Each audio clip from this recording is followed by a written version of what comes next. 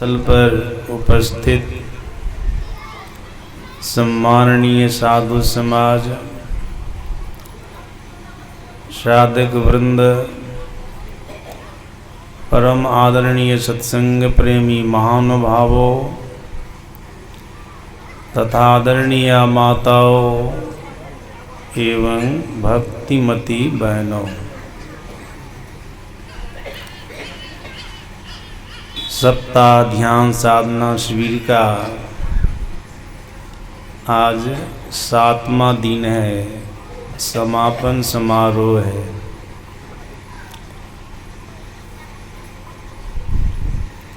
अभी हम आप संत मत सत्संग की नियमानुकूल यहाँ स्तुति विनती के बाद सद्ग्रंथ रामचरितमानस सार सटीक से पाठ श्रवण किए। पाठ के अंदर मर्यादा पुरुषोत्तम भगवान श्री राम का उपदेश था, जो अपने राजत्व काल में अपनी प्रजा को दिया था। भगवान श्री राम अपनी प्रजा को मनुष्य शरीर की विशेषता और इसकी उपादेयता सुना रहे थे। शास्त्रकारों ने, महापुरुषों ने मनुष्य शरीर की महिमा का भूरी भूरी प्रशंसा की है।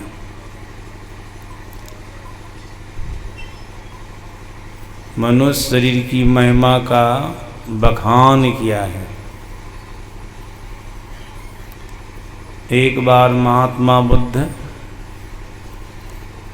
राजाओं और राजकुमारों के बीच में मनुष्य शरीर के ही संबंध में सुना रहे थे। मनुष्य शरीर बहुत ही महिमावान है। इस शरीर में रहकर जीव अपना भला कर सकता है, अपना कल्याण बना सकता है। उसी दरमियान महात्मा बुद्ध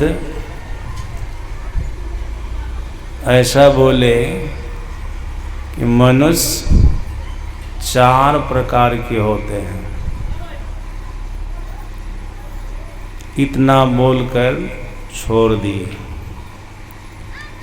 इसकी व्याख्या नहीं की।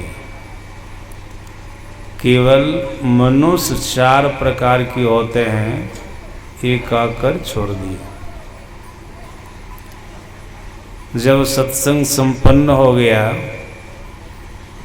महात्मा बुद्ध अपने बासे पर चले गए, तब एक राजा के अंदर में जिज्ञासा उठी, उठनी भी चाहिए। जो सत्संग को ध्यान से सुनते हैं, अगर वक्ता कुछ बोले उसकी व्याख्या नहीं किए तो उनको छटपटी लग जाती है। ये जो बोले तो इसका मतलब क्या होता है, समझाए तो नहीं। और जो जैसे तैसे सत्संग में बैठे रहते हैं, टाइम पास कर रहे हैं, आए हैं तो अब समय होगा तब न जाएंगे, तब तक बैठे रहते हैं, तो बाबा क्या बोले नहीं बोले उसको कोई मतलब नहीं होता।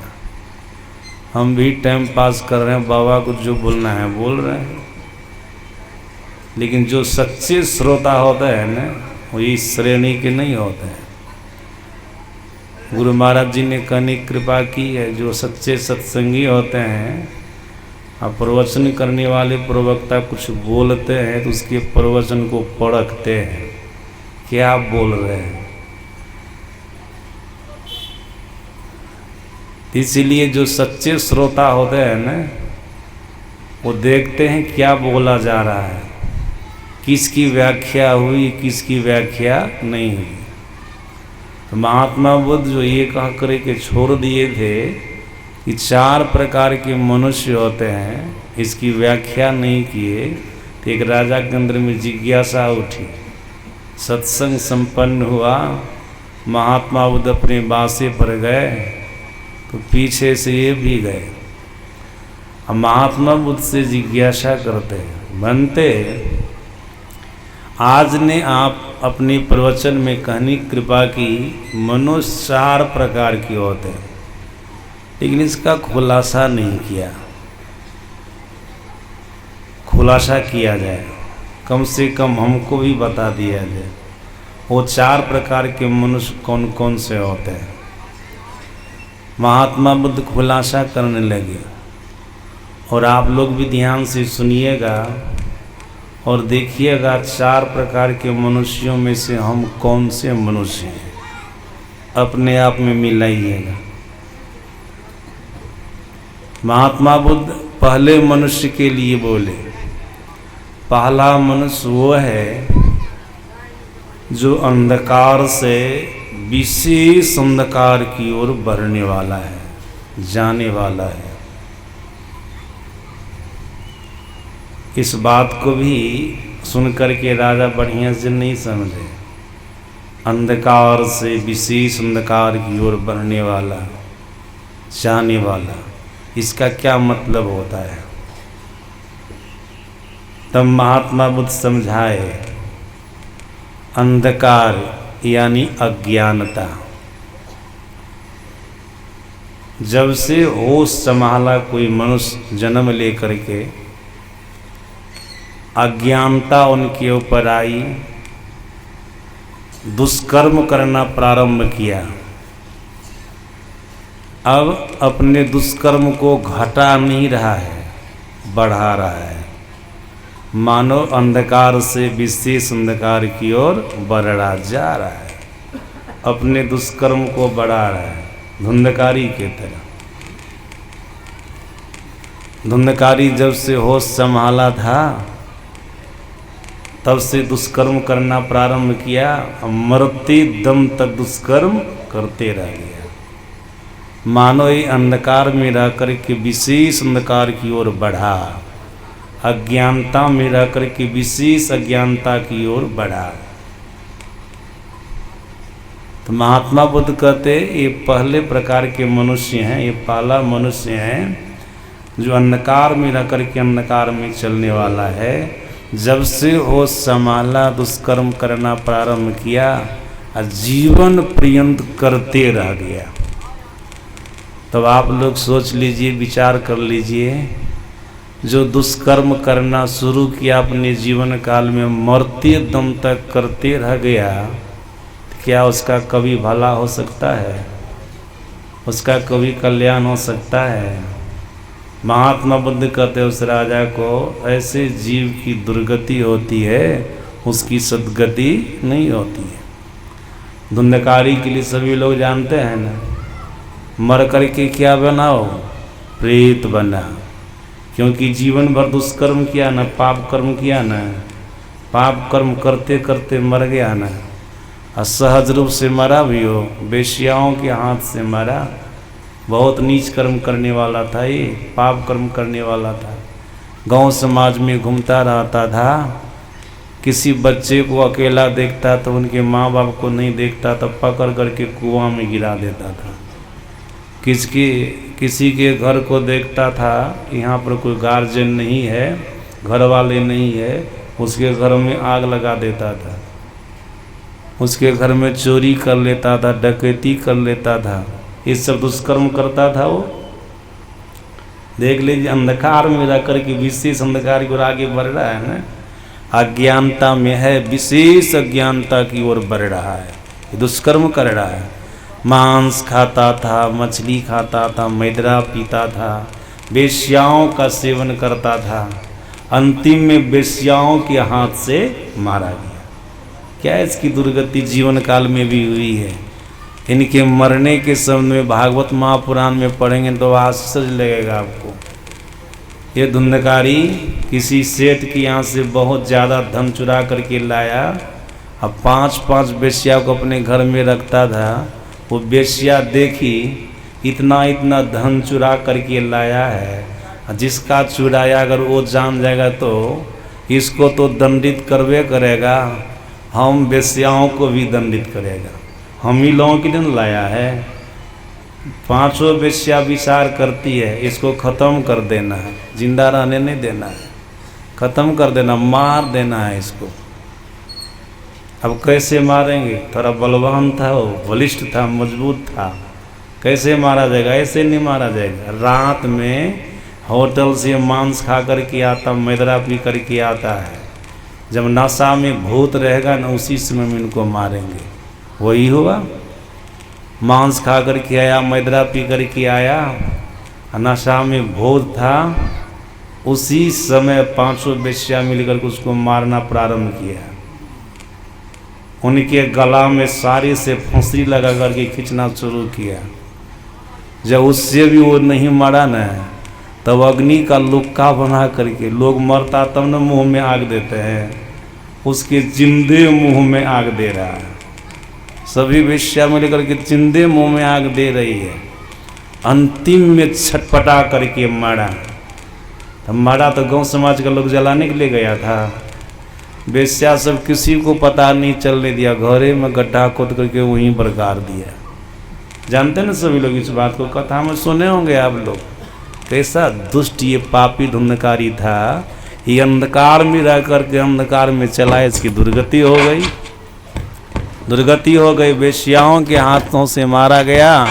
मैं आप लोगों को सुना रहा था, धुंधकारी अंधकार में रह करके अंधकार में चला, वेश्याओं के हाथ से मारा गया और अंतिम में प्रेत योनि को प्राप्त हुआ। लगभग सभी लोग जानते हैं। अब आप लोग विचार कीजिएगा कि हमको पहला मनुष्य बनना है। पहला मनुष्य कोई नहीं बनिएगा। अगर होश हवास में आ जाए, समझदारी आपके अंदर में आ जाए कि दूषित कर्म का परिणाम दुख होता है, दुर्गति होती है, दूषित कर्मों को करना छोड़ दीजिएगा, नहीं तो दुर्गति हो जाएगी। आपका भला नहीं होगा, आपका कल्याण नहीं होगा।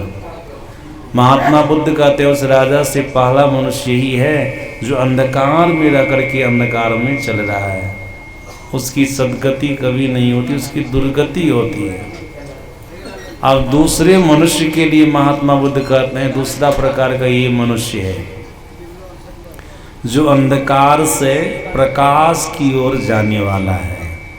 ये दूसरा प्रकार का मनुष्य है, अंधकार से प्रकाश की ओर जाने वाला है। इसका अभिप्राय क्या होता है? इस बात को भी केवल कह देने से वो राजा नहीं समझे, तो महात्मा बुद्ध इसको भी बहुत बढ़िया से समझाए। बोले देखो देखो राजन, ये दूसरे प्रकार का वो मनुष्य है जो अंधकार से प्रकाश की ओर जाने वाला है। पहले अज्ञानता में था, पाप कर्मों को करता था, दूषित कर्मों को करता था, लेकिन महापुरुषों का संग प्राप्त हुआ, सत्संग प्राप्त हुआ, वो पाप करना छोड़ दिया, दूषित कर्म करना छोड़ दिया, सत्कर्म करना प्रारंभ किया, हरि भजन करना प्रारंभ किया। ये कौन सा मनुष्य है? ये दूसरे प्रकार का मनुष्य है, अंधकार से मानी अज्ञानता से ज्ञान की ओर, प्रकाश की ओर आगे बढ़ रहा है। ये दूसरे प्रकार का मनुष्य है। सज्जनों, दूसरे प्रकार का मनुष्य तो बनना ही चाहिए। अगर कोई अज्ञानी जीव है, पहले से दुष्कर्मों को करते आया है, पाप कर्मों को करते आया है, अगर उनके अंदर में समझदारी आ जाए, समझ बूझ हो जाए, तो उनको दूषित कर्म करना छोड़ करके सत्कर्मों को करना आरंभ कर देना चाहिए। अगर ऐसा कोई कर रहे हैं, वे अंधकार से निकल करके प्रकाश में जा रहे हैं। जैसे भी समझाना पड़ता है ना, ताकि लोग बढ़िया से समझ ले। जैसे रत्नाकर हैं, सभी लोग जानते हैं इसके लिए, रत्नाकर के लिए डाकू, बाद में इसका नाम वाल्मीकि पड़ा है, और ये आदि कवि वाल्मीकि हो गए। इनके लिए कहा जाता है जंगल में रहते थे, इतने जनौधारी ब्राह्मणों को लूटे मारे, 7.5 बैलगाड़ी जनौ हो गया था। ब्राह्मणों को मार करके जनेऊ रख लेते थे। 7.5 बैलगाड़ी जनेऊ, लगभग 80 मन 80 मन जनेऊ को जमा किया था जनेऊधारी ब्राह्मणों को मार करके। अब बिना जनेऊ वाले ब्राह्मण को भी मारे होंगे, जिसका यज्ञोपवीत संस्कार नहीं हुआ होगा उनको भी ना मारे होंगे। क्षत्रिय को भी मारे होंगे, वैश्य को शूद्र को भी मारे होंगे। हम लोगों के तो 4 वर्ण है, सबको न मारे होंगे। ऐसा थोड़े केवल चुन चुन करके जनेऊधारी ब्राह्मणी को मारते थे, जो उनके सामने में जाता था सबको मारते थे। इतने बड़े महापापी आदमी जब नारद जैसे महान संत की शरण में गया, नारद जी के उपदेश को हृदय में धारण किया, तो दुष्कर्मों को करना छोड़ा न, और सत्कर्म करना, हरि भजन करना प्रारंभ किया न। कितने बड़े महान हो गए, आदि कवि वाल्मीकि हो गए। अब भगवान श्री राम के जन्म से पहले वाल्मीकि रामायण की रचना कर दी, एक रामायण की रचना कर दी। और संपूर्ण प्रकृति मंडल में सबसे पहले कविता प्रदान करने वाले यही है वाल्मीकि मुनि। इसलिए इसको कहा जाता है आदि कवि, शुरुआत के कवि। इससे पहले कवि को हुए नहीं किए। आदि कवि, कविता बनाने वाले महान पुरुष। इतना ही नहीं, ऐसे ब्रह्मज्ञानी महापुरुष हो गए कि भगवान श्री राम वनवास काल में इनकी कुटिया में गए न, एक रात ठहरे।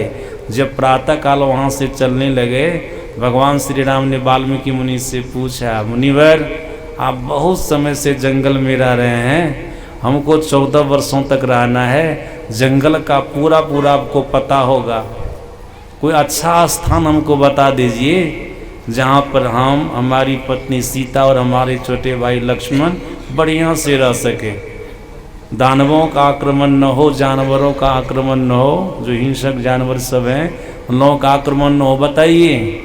इस पर वाल्मीकि मुनि ने क्या कहा भगवान श्री राम से?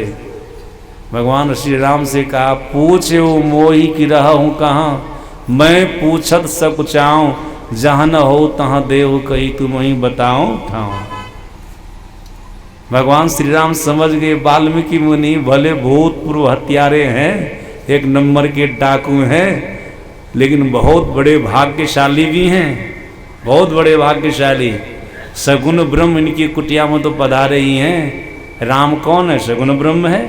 लक्ष्मण जी ने कहा था ना गुनिषाद को, राम ब्रह्म परमारथ रूपा, अविगत अलख अनादि अनूपा। राम ब्रह्म है, निर्गुण निराकार ब्रह्म का ये सगुण साकार रूप है। भगवान श्री राम विचार करते हैं, मन में सोचते हैं कितने बड़े भाग्यशाली ये मुनि हैं कि सगुण ब्रह्म इनकी कुटिया के प्रांगण में पधारे, और निर्गुण राम जो प्रकृति के अनुप्रमाणों में व्यापक है, उनका भी ये दर्शन कर रहे हैं, उनको भी ये बढ़िया से जान रहे हैं।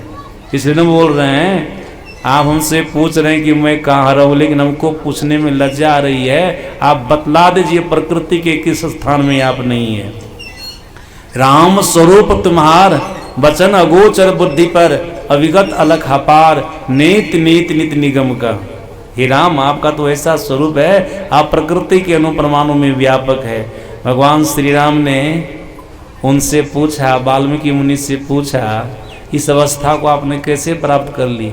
मैं आपके लिए जानता हूँ कि आप भूतपूर्व हत्यारे हैं, डाकू हैं, लेकिन आप सगुण ब्रह्म का भी दर्शन कर रहे हैं, निर्गुण ब्रह्म का भी दर्शन कर रहे हैं, ऐसी अवस्था को आपने कैसे पाई? तब वाल्मीकि मुनि कहते हैं, हमारे जीवन में नारद जैसे महान संत मिले, सदगुरु मिले, उनके बताए मार्ग पर चले, सतपथ पर चले, साधना किए, आज हम इस योग्यता को प्राप्त कर लिए हैं, इस महानता को प्राप्त कर लिए हैं कि सगुण ब्रह्म भी हमको आकर के दर्शन दिए, और निर्गुण ब्रह्म का भी दर्शन कर रहे हैं, निर्गुण ब्रह्म का भी दर्शन कर रहे हैं। तो सज्जना, ये रत्नाकर क्या है? ये अंधकार से प्रकाश की ओर जाने वाले मनुष्य हैं, अंधकार से प्रकाश की ओर।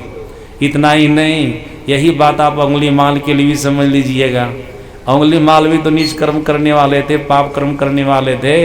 महात्मा बुद्ध जैसे संत उनको मिल गए, उनसे शिक्षा दीक्षा ली, हिंसक अंगुली माल अहिंसक हो गए, अहिंसक हो गए, हिंसावर्ती का प्रत्याग कर दिए, महात्मा बुद्ध के बताए मार्ग पर चले, अरहत्व को पा लिए।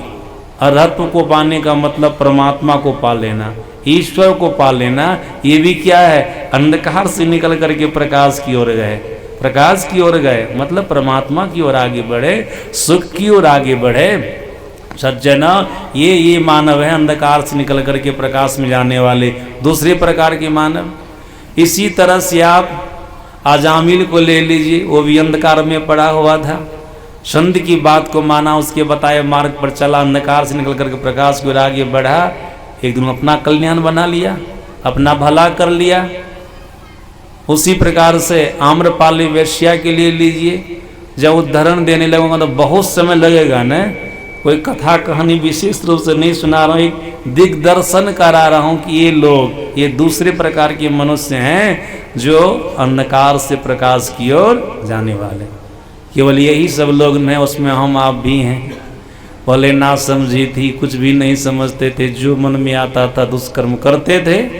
लेकिन जब से सदगुरु महाराज जी का ज्ञान प्राप्त हुआ, तब से भले सभी प्रकार के दुष्कर्म नहीं छूटे, लेकिन कुछ न कुछ छोड़ने का प्रयास कर रहे हैं ना, अंधकार से निकल करके प्रकाश की ओर आगे बढ़ रहे हैं ना। सज्जनों, अच्छे समझदार आदमी तो तत्काल सभी दुर्गुणों का परित्याग कर देते हैं, सारे दुष्कर्मों का परित्याग कर देते। भले सतपथ पर चलने में हमको बहुत कठिनाई हो, दुख हो, उसको झेल लेंगे, लेकिन अपने जीवन में दुष्कर्मों को कभी नहीं करेंगे, क्योंकि उसका परिणाम तो बड़ा बुरा होता है, बड़ा बुरा होता है। संसार के सारे शास्त्रों का कहना है, धर्म ग्रंथों का कहना है, महापुरुषों का कहना है, दुष्कर्म करने वाला व्यक्ति कहीं भी जाता तो सुख को प्राप्त नहीं होता है, उनके जीवन में केवल और केवल दुख रहता है, केवल और केवल दुख रहता है। जो अच्छे समझदार होते हैं न, जब सतपथ को अपने जीवन में अपना लेता है, अंधकार से प्रकाश की ओर बढ़ने लग जाता है, सोचता है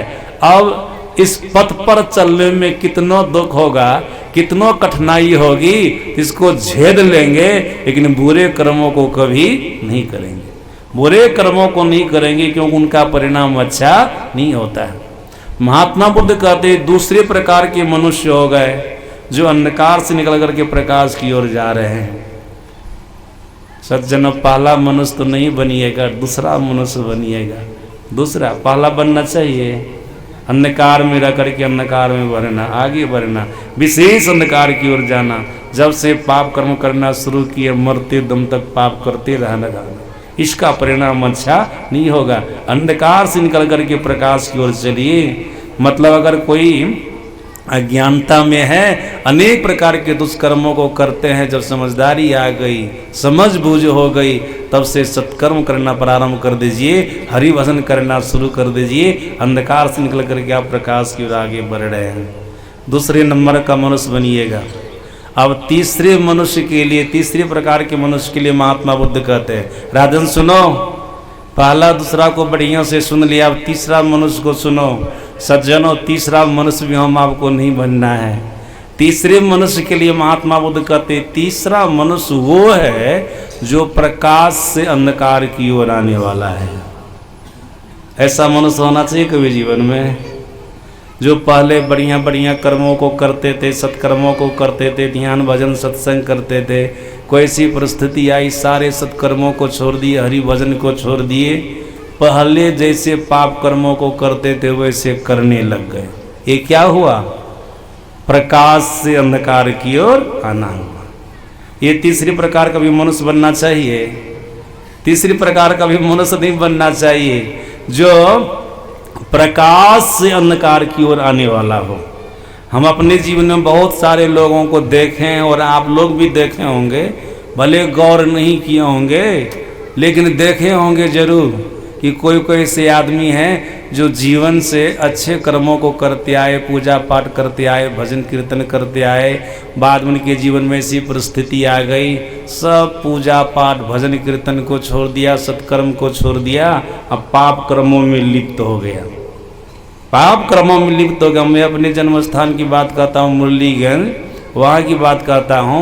एक आदमी को मैंने देखा था, वो बचपन से लेकर के 50 साल की अवस्था तक मांस मछली नशाओं का सेवन नहीं किया था, बिल्कुल पवित्रता पूर्वक जीता था। उनके घर में धर्मराज बाबा, उनकी वो उपासना करता था, सतगुरु महाराज जी को अभी भी नहीं वो पूज रहा है, अभी तो अति वृद्ध हो गए, अभी भी वो नहीं पूज रहा है। सज्जन उस समय धर्मराज बाबा को पूजते थे, अभी भी, अब तो नहीं पूजता है। वो आदमी पूज रहा था 50 वर्ष की अवस्था तक, मांस मछली कुछ भी नहीं खाता था। कोई ऐसी परिस्थिति उनके जीवन में आई, मांस मछली भी खाना शुरू कर दिया और धर्मराज बाबा को पूजना भी छोड़ दिया। और जितने ही दरनीच कर्म थे, दूषित कर्म थे, उन कर्मों को करना प्रारंभ कर दिया, अभी तक कर रहा है। और उनके पूरे परिवार के लोग, कोई भी उनका सम्मान नहीं करता, कोई भी उनका आदर नहीं करता है। परिणाम तो इसी जीवन में मिलने लग गया है ना, बस बाद में मरेगा तो क्या होगा भगवान ने जानते हैं, भगवान ने उनको फल देंगे।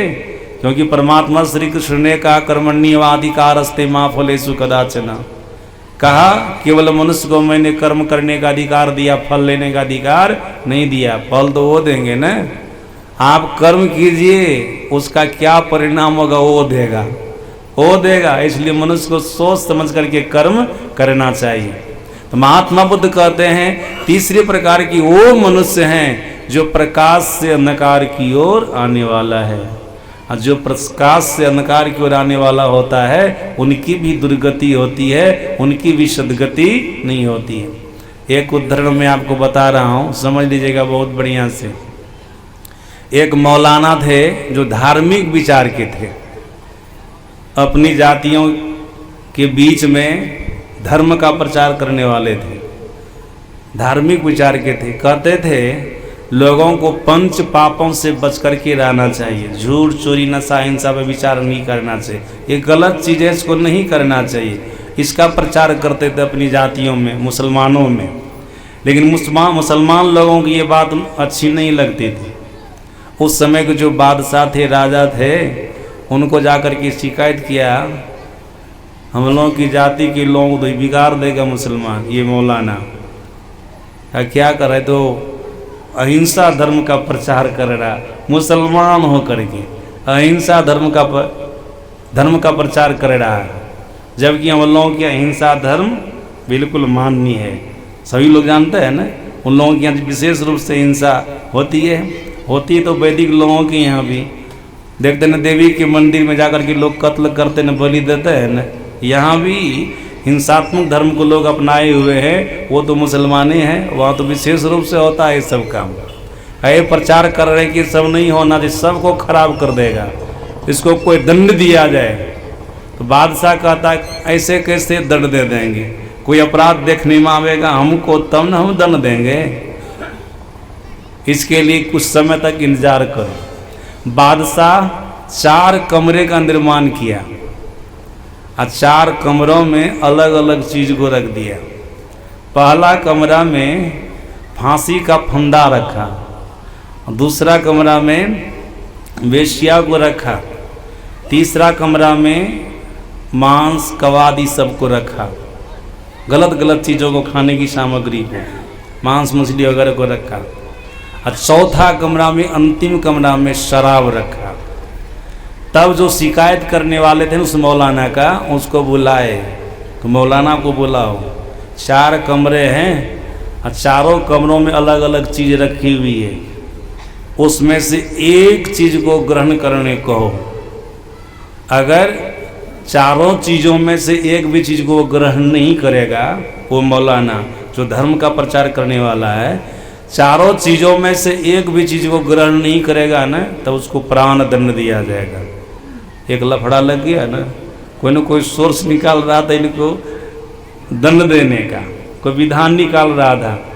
मौलाना आया, मौलाना को ये बात कहा गया, और जब गए न कमरा को देखने के लिए, सभी कमरों को देखे तो देखे इसमें तो कोई चीज़ ग्रहण करने की योग्य नहीं है, अपनाने की योग्य नहीं है। सबसे पहले कमरा में देखते हैं फांसी का फंदा, तो फांसी पर लटकेगा वो? नहीं लटकेगा, ज़बरदस्ती ऐसे कैसे लटकेगा वो? का ये भी तो ग्रहण करने योग्य नहीं है। दूसरे कमरे में गए, वेश्या को देखे, बोले ये भी तो ठीक बात नहीं है। वेश्या, सब दिन हम बोले विचार नहीं करना चाहिए, सब काम ठीक है, ऐसा नहीं करना चाहिए। फिर आगे बढ़े, मांस कबाब को देखे, मछली वगैरह को देखे, खाने की सामग्री है, गलते गलते चीज़ सब बोले ये भी तो हम कभी नहीं खाए, भले हम मुसलमान हैं लेकिन कभी मांस मछली सब कभी नहीं खाए हैं, ये सब हम कभी नहीं खाए हैं, ये भी तो ग्रहण करने योग्य नहीं है। फिर आगे बढ़े, देखते हैं शराब, अलग अलग कंपनियों की शराब है, क्या ये भी तो शराब भी तो हम कभी नहीं पिए। चारों चीज़ तो गलते हैं, कोई भी चीज़ अपनाने योग्य नहीं है। अब क्या करें? संध्या के समय गया तो सब कुछ देखने के लिए, आधी रात बीत गई, सोचते विचारते अब क्या करना है। उनको प्यास बहुत जोरों की लगी। प्यास जब लगी ना तो मन में विचार करता है चारों चीज़ों में से एक चीज़ को तो ग्रहण करना ही पड़ेगा, नहीं करेंगे तो राजा हमको प्राण दंड देवे करेगा। तो ऐसा करते शराब, उसमें पानी की मात्रा है ना, पी लेते हैं, कोई विशेष खराब वाली बात नहीं है। सारा मन में विचार किया, पी लेते हैं, प्यासों दूर हो जाएगी, राजा की बातों रह जाएगी, प्यासों दूर हो जाएगी, राजा की बात भी रह जाएगी, इसलिए इसको पी लेते हैं। शराब पिया, जैसे एक बोतल पिया ना, ऐसी नशा चढ़ा, उसका हालत खराब हो गया, बिल्कुल अपने आप में वो नहीं रहा। अलग अलग कंपनियों की शराब थी, 2-4 घूंट सब में से लिया और चढ़ गया नशा। विशेष रूप से जब नशा चढ़ता तो उसको होश रहता है, नशा पीने वाले को। कभी कभी नशेड़ी को देखते होंगे, नाला में गिर जाएगा ना, जो नाला का पानी पिएगा ना, नाला का पानी, बिष्ठा वाला पानी, मूत्र वाला पानी, गंदा पानी, कहेगा अमृते पी रहे हैं। उनको लगता हम अमृते पी रहे हैं, नशेड़ी है ना। एक जगह हम नशेड़ी को देखे, संध्या के समय घोलटा हुआ था, बिल्कुल सुनसान स्थान था, घोलटा हुआ था, वहाँ पर बिष्ठा था, बिष्ठा को उंगली से ले लेके खाता था, कहता था हलवा खा रहे हैं। अब आप सोच लीजिए, हम लोगों को देख करके आश्चर्य लगा, खा रहा बिष्ठा, कह रहा हलवा खा रहे हैं। अपने आप में नहीं न हो, बिष्ठा को खा करके भी हलवे खाता है, ये नशेड़ी आदमी। अब देखिए नशा जब चढ़ाने मौलाना को, तो बगल में मांस मछली सब कुछ था ना, मांस कबाब भरपेट खाया, भूख भी तो लगी ना गई थी, खाया जहाँ तक उनको खाने का वो खा लिया। जब मांस खा लिया तो बगल में क्या था जानते हैं ना आप लोग, वेश्या। बस मांस खाने वाले, नशा पीने वाले, उसकी क्या स्थिति रहेगी सोच सकते हैं। उनका विचार गिरेगा, उनका चरित्र गिरेगा, उनका व्यवहार गिरेगा, मतलब चौपट हो जाएगा। जो नहीं करने का सो भी करेगा ना, सो भी करेगा। वेश्या के पास गया सज्जनों, पूरी रात वहाँ पर बिताया। जब सुबह हुई थोड़ा नशा टूटा ना, तो होश में आया, अरे ये क्या हम कर दिए। सभी दिन तो हम इसी का प्रचार करते थे, सब काम नहीं करना चाहिए, जो सब नहीं करना सब हम कर लिए, सब हम कर लिए।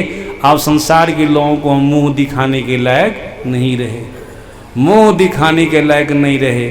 सज्जनों, गलत आदमी से कोई पाप कर्म हो जाता है ना, तो समाज में सीधा होकर के चलता है। बढ़िया आदमी से गलत काम हो जाता है तो गलत आदमी गलत सीधा चलवे करे, बढ़िया आदमी से गलत काम हो जाता है तो संसार समाज में सीधा होकर के चलता है।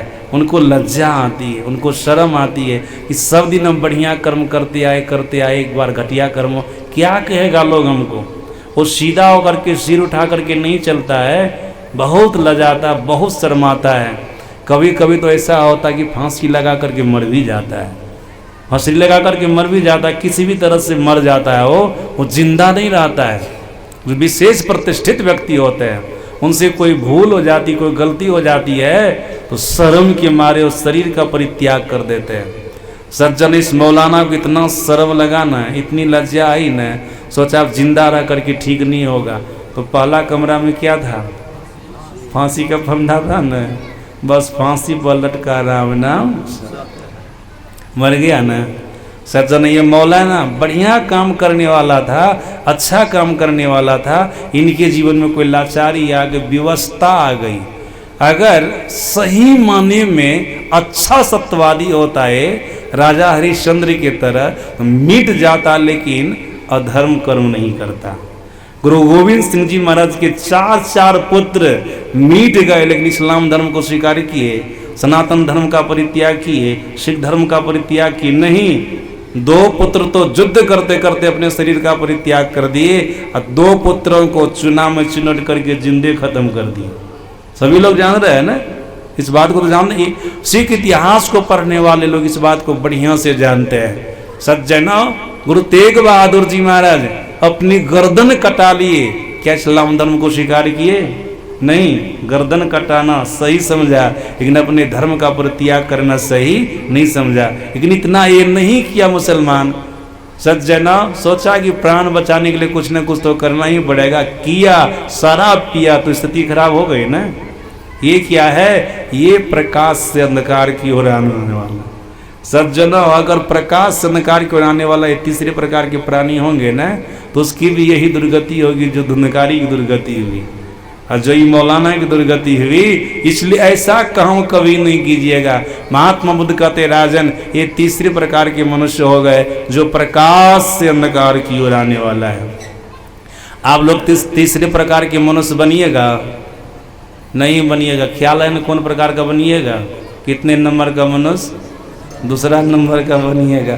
पहला भी नहीं बनिएगा, तीसरा भी नहीं बनिएगा, दूसरा प्रकार का, केवल दूसरे प्रकार का नहीं, चौथे प्रकार का भी मनुष्य आप बन जाइएगा। चौथे प्रकार के मनुष्य के लिए महात्मा बुद्ध क्या कहते हैं? महात्मा बुद्ध कहते हैं चौथे प्रकार की वो मनुष्य हैं जो प्रकाश से विशेष प्रकार की प्रकाश की ओर बढ़ने वाला है। देख लीजिए, प्रकाश मतलब ज्ञान। जो ज्ञान की अवस्था में है, समझदारी रखता है, समझ बूझ है, वो मनुष्य क्या करता? प्रकाश से विशेष प्रकाश की ओर आगे बढ़ता है। प्रकाश से विशेष प्रकाश की ओर आगे बढ़ता है। जैसे ध्रुव जी महाराज जानते, जब से होश संभाला परमात्मा की भक्ति करना प्रारंभ किया ना, और बढ़ते रहा ना, आगे बढ़ते रहा, आगे बढ़ते बढ़ते क्या हुआ? एक दिन ध्रुव पद को पाया। ध्रुव पद का मतलब होता है निश्चित लोक, स्थायी लोक, मतलब परमात्मा का लोक, परमात्मा के लोक को पाया, जहां पर चले जाने से जीव का जन्म मरण का चक्र खत्म हो जाता है, खत्म हो जाता है। प्रहलाद जी महाराज, ये भी प्रहलाद जी प्रकाश से विशेष प्रकाश की ओर आगे बढ़े। महात्मा बुद्ध, गोस्वामी तुलसीदास जी महाराज, इन लोगों के जीवन चरित्र को पढ़ेंगे तो आपको पता चलेगा बचपन से ही धर्म परायण थे, धर्म पथ पर चलने वाले थे। अंततो गत्वा, जीवन में कितनों कष्ट आया, कितनों दुख आया, अपने धर्म का परित्याग नहीं किया।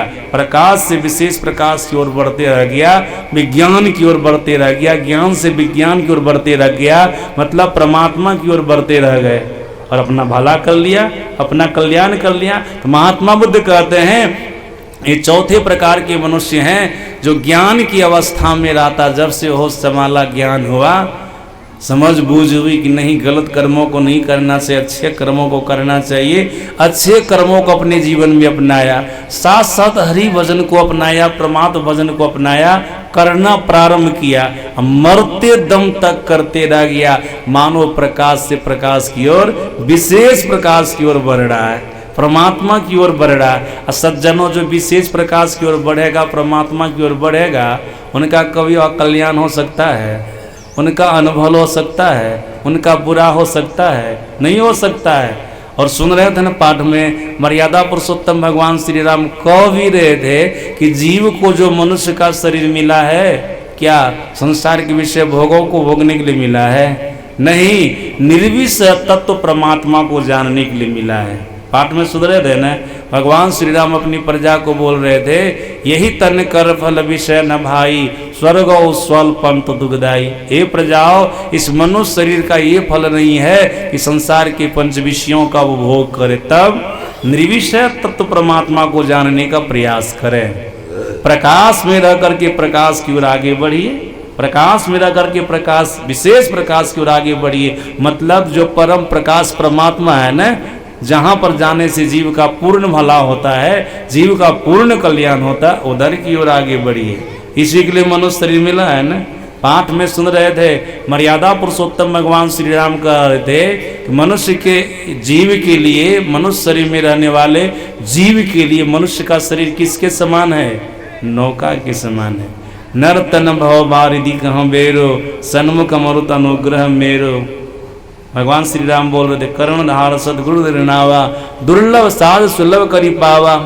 अंतिम में बोले जो न तरई भव सागरा नर समाज सपाय सोकृत निंदक मंदमती आत्महन गति जाए।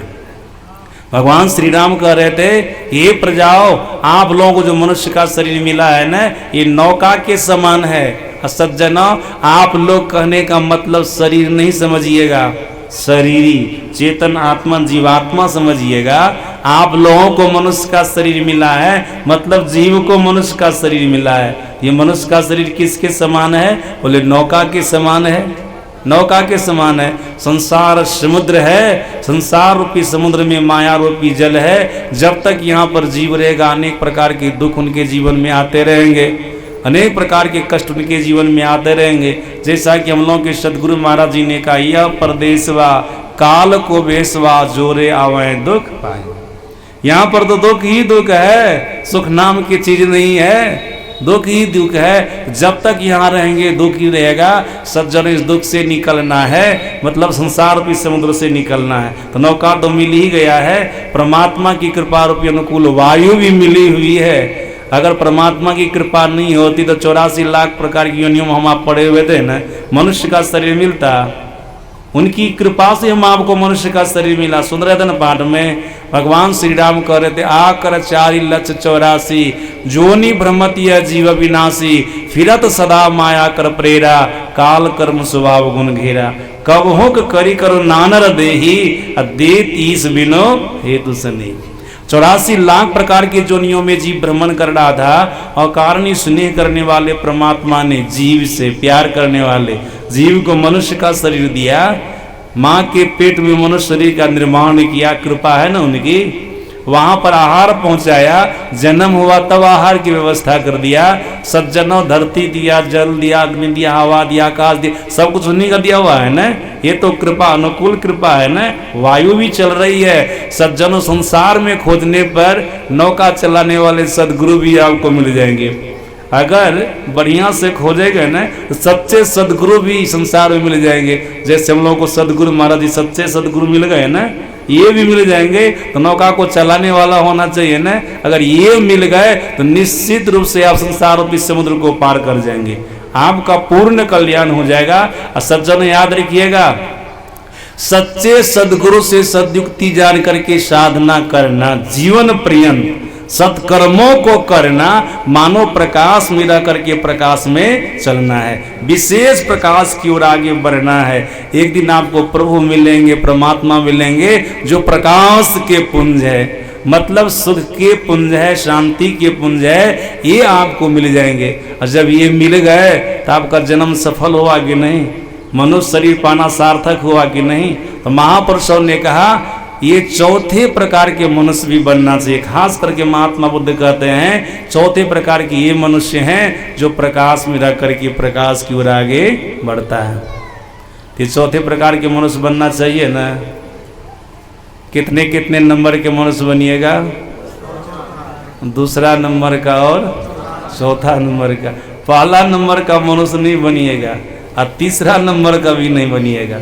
अगर कोई पहले नंबर के मनुष्य हैं तो आज से उसका परित्याग कर दीजिएगा। मतलब जब से होश संभाले पाप करना शुरू कर दिए हैं तो कम से कम आज सत्संग सुन करके डरिएगा कि धुंधकारी का हाल बड़ा खराब हो गया, हो सकता हमारा भी हाल उसी तरह से खराब हो जाए। डरिएगा, पहला नंबर का मनुष्य नहीं दूसरा नंबर का मनुष्य बन जाइएगा। आज दिन से सत्कर्मों को करना प्रारंभ कर दीजिएगा। गुरु से दीक्षा नहीं लिए हैं तो दीक्षा लेकर के ध्यान कीजिएगा, सत्संग कीजिएगा। आप अंधकार से निकल करके प्रकाश की ओर जाइएगा, मतलब सुख की ओर बढ़िएगा, शांति की ओर बढ़िएगा। सज्जना, धर्मात्मा आप बन गए हैं तो धर्मात्मा बन करके रहिएगा। गंभीर से गंभीर परिस्थिति आने पर भी आप अपने धर्म का परित्याग नहीं कीजिएगा।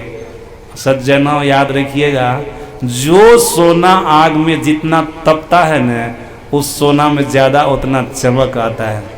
जिस धर्मात्मा के जीवन में जितना दुख होता है ना, कष्ट होता है ना, उनके जीवन में उतना ही ज्यादा सुख आता है, शांति आती है। इसलिए इसी आशा विश्वास के साथ कष्ट सह करके भी, दुख सह करके भी धर्म पथ पर चलते रहिएगा। सत्कर्मों को करते रहिएगा, हरि भजन करते रहिएगा। इसी के लिए हम आपको मनुष्य का शरीर परमात्मा ने दिया है। मौलाना की तरह नहीं बनिएगा, समझ रहे हैं ना, मौलाना की तरह नहीं तो फांसी लगा करके मरना पड़ेगा, फांसी लगा करके मरना पड़ेगा। अगर यहाँ नहीं मरे ना फांसी लगा करके, तो जमराज का दूध फांसी लगा करके घसीटेगा, हालत खराब कर देगा। सज्जनों, गरुड़ पुराण को पढ़ करके देखिएगा ना तब आपको पता चलेगा, मार्कंडेय पुराण को पढ़ करके देखिएगा ना तब आपको पता चलेगा पापी की क्या दुर्दशा हुई है, और जो पहले धर्मात्मा थे फिर पाप कर्म करने लग गए उनकी क्या दुर्दशा हुई है।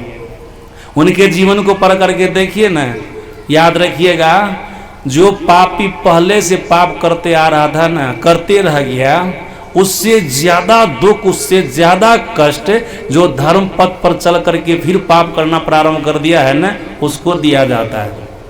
इसलिए उसको दिया जाता है कि इनके अंदर में समझदारी थी कि गलत कर्म को नहीं करना चाहिए, नहीं करता था। अब बाद में लोभ में, लालच में या परिस्थिति में फंस करके गलत कर्मों को करने लग गया। अब इसको दुगुना दंड मिलेगा। तो दुगुना दंड भी आपको नहीं मिले।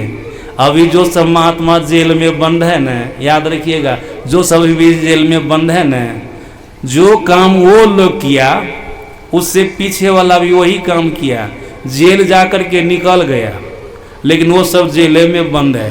और जब जज सबको पूछा गया नहीं सा इसके साथ व्यवहार क्यों हुआ, का ये धर्म की आड़ में रह करके पाप किया है, इसको दुगुना पाप में दंड मिलना चाहिए, दुगुना। अगर आप धर्म पथ का परित्याग करके पाप कर्मों को करना प्रारंभ करेंगे ना, तो दुगुना दंड आपको मिलेगा, दुगुना दंड। तो ऐसा नहीं कीजिएगा, कठिन से कठिन परिस्थिति में भी आप सत्कर्मों को करते रहिएगा, हरि भजन करते रहिएगा। अगर कोई जन्म जन्म के संस्कारी है, सज्जनों, महात्मा बुद्ध की तरह, सदगुरु महाराज जी के तरह, बहुत सारे संत होंगे उनके तरह, ध्रुव के तरह, प्रहलाद के तरह प्रकाश में अवस्थित होकर के चलना प्रारंभ किए, ज्ञान की अवस्था में रह करके ज्ञान की ओर, विशेष विज्ञान की ओर आगे बढ़ने लग गए। मतलब सत्कर्म हरि भजन कर रहे हैं, तो इसको करते रहिएगा। और ऐसा करने से ही इस मनुष्य शरीर की सार्थकता होगी, इसकी उपादेयता होगी, इसकी सफलता होगी। अगर हम आप इनको छोड़ करके संसार के विषय में अपने आप को लगाएंगे तो भगवान की दृष्टि में अच्छे नहीं कहे रहेंगे। भगवान हम आपको अच्छा नहीं कहेंगे। क्या कहेंगे?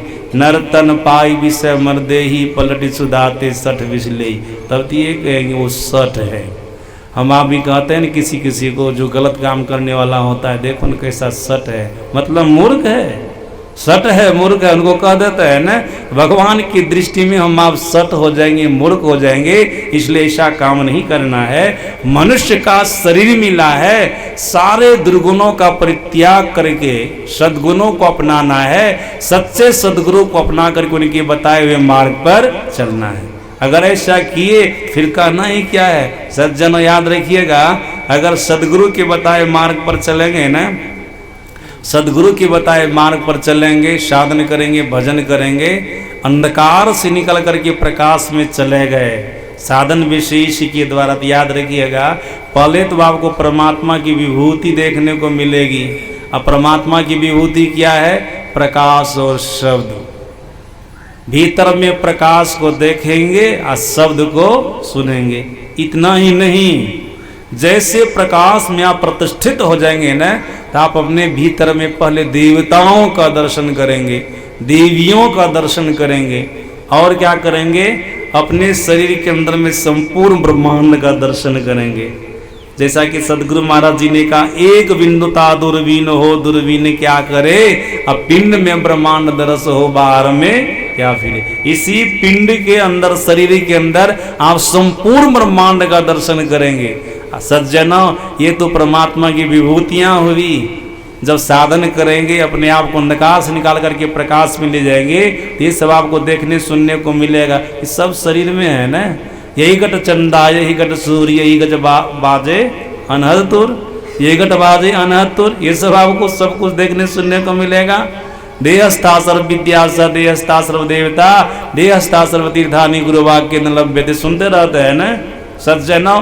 ये सब आपको देखने सुनने को मिलेगा। अंततो गत्वा आपको परमात्मा मिलेंगे। जो परमात्मा अंतर के अंतिम तह में गुरु हैं। अंतर के अंतिम तह में गुरु हैं, आदि गुरु परमात्मा, उनको भी गुरु कहा जाता है। सज्जन, अंतर के अंतिम तह में गुरु हैं, ये परमात्मा है, ये भी मिल जाएंगे। अंतर का अंतिम तह आप लोग समझ रहे हैं ना? याद रखिएगा, अंतर का अंतिम तह है पांचवी अवस्था। अंतर का अंतिम तह क्या है? पांचवी अवस्था। अब पांचवी अवस्था का नाम क्या है? तुर्यातीता अवस्था, शब्दातीत पद, निर्वाण पद। जो परमात्मा अपने वास्तविक स्वरूप से विराजमान होते हैं, वो अवस्था। सज्जनों में प्रातः काल के सत्संग में कहा था न, साधक साधना करके वहां तक जाता है, पांचवी अवस्था को प्राप्त करता है, अब परमात्मा में मिल करके एक में एक हो जाता है। और जो कोई प्रकाश में रह करके प्रकाश में चलता रहेगा न, मतलब ज्ञान की अवस्था में आकर के उसी को अपना कर और आगे बढ़ता रहेगा, विज्ञान की ओर परमात्मा की ओर बढ़ता रहेगा, तो एक दिन उनको परमात्मा मिलेंगे और जन्म मरण के चक्र से छूटेंगे, आवागमन के चक्र से छूटेंगे। देखिए सभी लोग दूर दूर से आए हैं, ज़्यादातर आधा से अधिक आदमी बाहर से ही आए हैं। ये सब जो लोग आए हैं ना, गुरु महाराज जी के प्रेमी तो हैं ही हैं, और साथ साथ फूल बाबा के भी सब प्रेमी हैं, है ना? बात सही, गलत नहीं ना बोले हम? हमको जहाँ तक विश्वास है, फूल बाबा के प्रेमी नगरछिया इलाका उधर सब आए हैं। उधर सज्जन और ग्रामीण तो बहुत कम है, 4 आना आदमी होंगे ग्रामीण, और सब गाँव के इधर उधर के लोग आए होंगे, लेकिन दूर दूर से ज़्यादा लोग आए हैं। हमारे आदरणीय फूल बाबा सबके प्रेमी बन करके हैं। इनका स्वभाव बहुत बढ़िया है, जो साधु वाला स्वभाव होना चाहिए सो स्वभाव इनका है, गलत स्वभाव नहीं है। और देखते होंगे कभी किसी को जोर से कुछ बोलते भी नहीं हैं, बोलते हैं कभी चिल्ला करके बोलते हुए देखे हैं बाबा को? भले भजन गाने के समय जोर जोर से बोलते हैं, ऐसे कभी चिल्ला कर किसी को कटु वचन नहीं बोलते हैं। जब कटु वचन चिल्लाने की बात आती है, यानी कि यहाँ बोलना पड़ेगा, तो चुप होकर के लौट करके चले जाते, जल्दी नहीं बोलते इधर उधर। हम इनको जब से देखे हैं तब से हमको इस बात का अनुभव है, ऐसा कभी ये नहीं किए। और आज तक हम समाज में घूमे हैं, जहाँ तक ये भी गए हम जाते हैं, लोग हमको बतलाते हैं इनके बारे में, तो निंदा की बात कोई नहीं करते, सब प्रशंसा ही करते हैं। इनके आचार विचार व्यवहार भजन जो भी गाते हैं, जब भजन गाने लगते तो कहना क्या है, सुरेंद्र बाबी भजन गाने में तो 1 नंबर के हैं, सभी लोग जानते हैं। गुरु महाराज जी सब लोगों को दिए न, तैयार किए न। ये भी महात्मा जी रंजीत नाम है, अच्छे गाए भजन। तो सज्जन ये सभी जो तैयार हुए हैं न, बहुत बढ़िया है। आप सभी लोग इनका सम्मान कीजिए, आदर कीजिए, करते ही हैं, हमारे कहने से थोड़े, आप लोग सब कर ही रहे हैं, और विशेष रूप से कीजिए। प्रकाश में रह करके प्रकाश में आगे बढ़िए, सत्कर्म आगे ज़्यादा कीजिए। ये फूल बाबा यहाँ पर पीछे कई वर्षों से सप्ताह ध्यान साधना शिविर सत्संग कराते हुए आ रहे हैं। पिछले साल भी मैं आया था, इस बार भी आया हूँ। तो ये बहुत लोकप्रिय बाबा हैं, सच्चे साधु हैं, सदाचारी हैं, गुरु महाराज जी के सतपथ पर चलने वाले हैं। मैं आप लोगों से आग्रह करूँगा, इनका सहयोग कीजिए।